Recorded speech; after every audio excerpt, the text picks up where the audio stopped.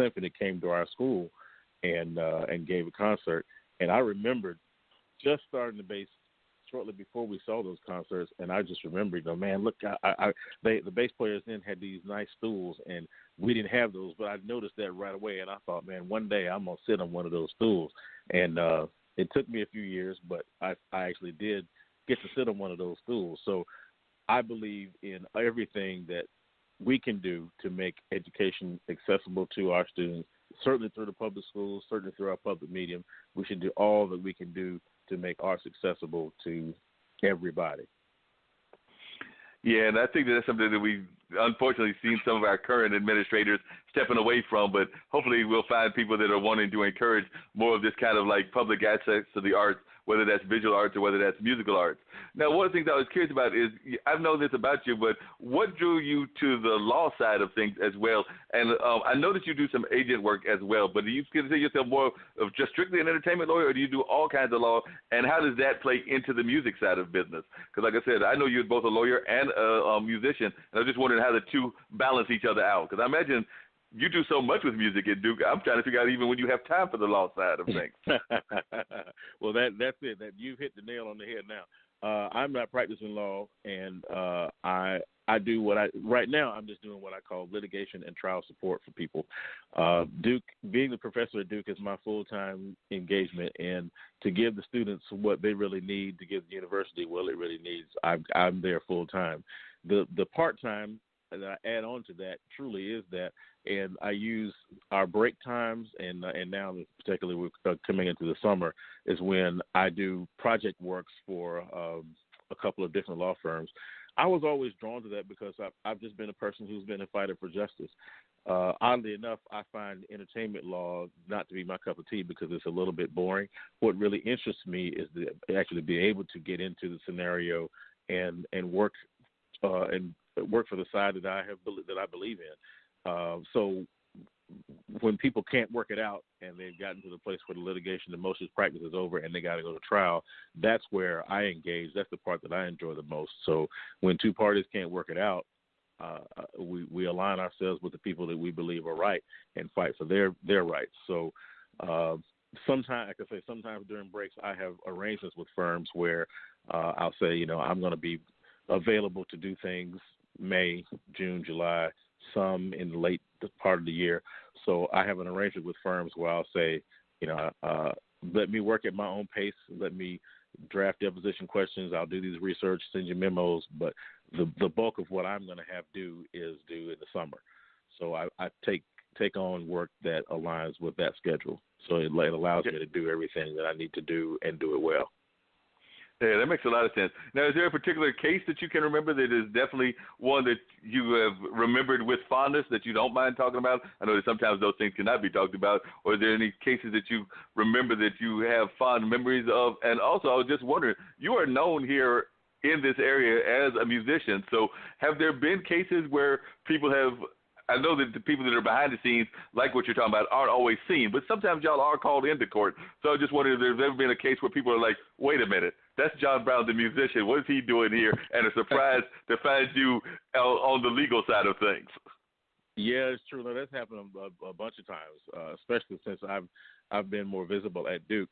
There are, without getting into anything in real particular that I can't really talk about, there have been cases where people have really been wronged, and I like to fight for the little guy. There are times when our larger corporations and people who have resources to hire firms and armies of lawyers who are on a side that we don't always believe is the right one, and we find out they really aren't on the right side. All that's a dog and pony show to try to run the little guys away. So I like to work with firms who find an opportunity for justice to people who really need it, who may not necessarily have resources to hire teams of lawyers, but their case is solid. So anytime we get a chance to find justice for people who are sitting on the wrong side of the dollar amount to hire teams of lawyers is always a bigger victory for me. Those are more significant victories for me. Yeah, I'm sure that you are probably a terror in the law room and everything, and you probably are just as committed to the law side as you are to your music, because I know that you are very passionate about your music, because you have so many music projects going on. Like I said before, I don't even know where you find time to do the legal work at and everything, because in addition to being a full-time professor at Duke, and you just recently got, I believe, went from I believe it's adjunct to tenured or something like that, but you can clarify that if I'm misstating what that recent appointment was and everything. But then you also run a number of various bands. You have your smaller band, you've got the big band, and of course you're doing the Mary Lou Williams thing, as well as teaching and bringing in some amazing artists on a regular basis. So just trying to figure out this whole balancing act. You're one of those folks that I know folks talk about me and my juggling act, but I think you've got me beat. Well, as you well know, when you get to something, you get to do something that you love, and you get to a place where it becomes your livelihood, it's really not working.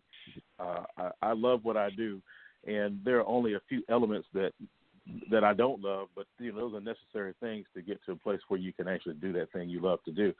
I've been full time at Duke since 2003, and worked up through the ranks, started as an assistant professor and then to associate, and now have made it to full professor is what you're thinking of. I'm just, Duke has been a great place for me. It's a wonderful home for me, and it's a wonderful home for everybody who's there, who practice a discipline and who express a love for a particular art, because Duke lets you be who you want to be.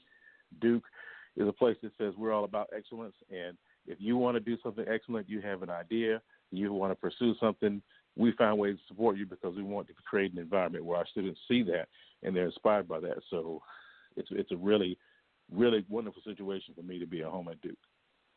Oh, yeah, and you do a great job, and I know Duke definitely appreciates you, at least the best I can tell. They definitely appreciate the work that you do and everything. When I've talked to folks affiliated with that university, they definitely oftentimes mention your name as one of their shining lights and things that they definitely appreciate and support. At least that's the vibe that I get from people and everything. So hopefully that is a correct vibe that I am getting from various people within that administration.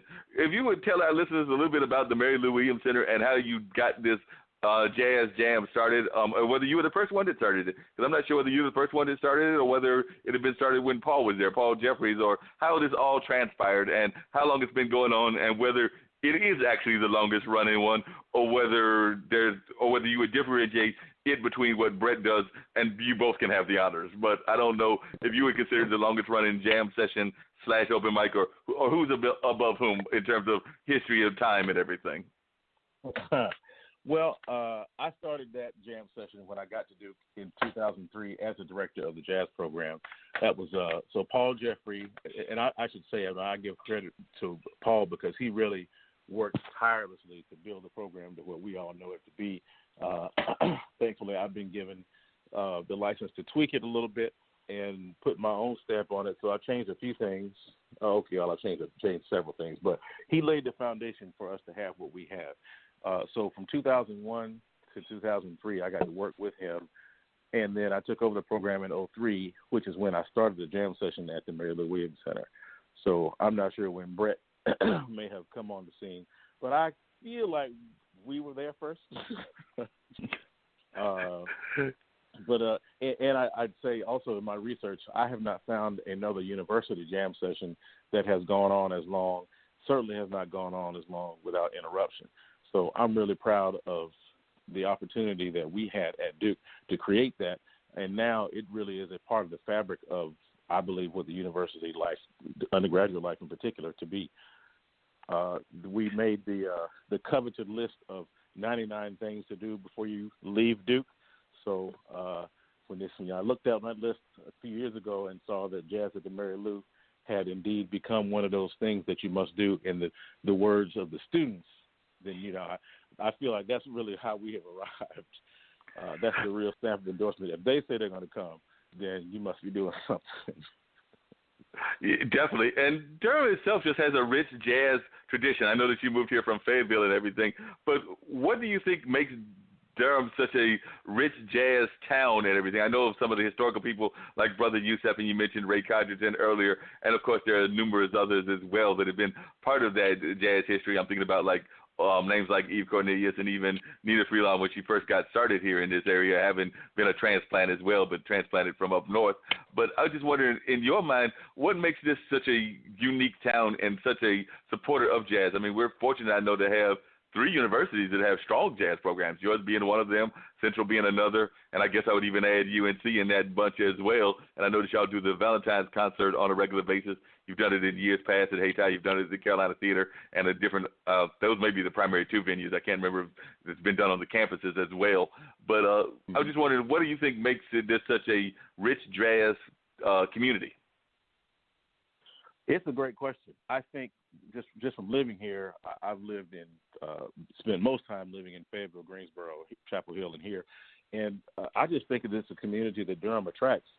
I have experienced our community to be very welcoming and very accepting of it, have been very accepting of people's differences. And that's really what the music is about. It's a mixture of, people call it a gumbo of cultures, and of course, with its heritage being in New Orleans. And I think that the city of Durham is full of people who are accepting and welcoming of other people's thoughts, ideas, and missions, and it's a great place for things to converge and to thrive.